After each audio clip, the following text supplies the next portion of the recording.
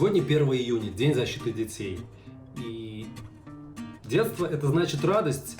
Была такая песня в моем детстве. Я до сих пор ее помню и полностью согласен со словами этой песни. Детство — это значит радость. Потому что сейчас у меня воспоминания только самые такие хорошие. Знаете, вот все самое-самое лучшее, оно было в детстве. Хотя было, конечно же, не только какое-то такое радостное событие, было и грустное событие. Вот последние 2 месяца, они же были испытанием для всех, для нас.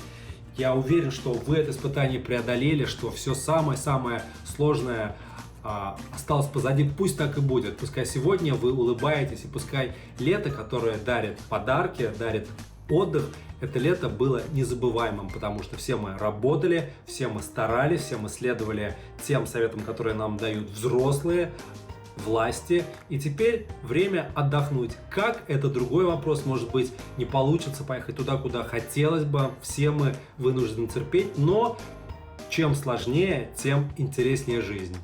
Поверьте, а поймете потом. С праздником. Sizni chin ko'ngildan bayram bilan tabrik etам. Sizga kelajakda o'ngishlar tilayman, salomat bo'lishga yozsin. Hamda yangi proyektlar ham olda tik baxtlaringlar bo'lsin. Zo'r rahmat sizga bayram bilan. Яраткан кадерле Шаян ТВ. Балалар, мин сезне 1 июнь көне белән тәбрик итәм. Балалар көне белән сезне. Сезгә әлбәттә исәнлек, саулык, күтәренке кәефләр.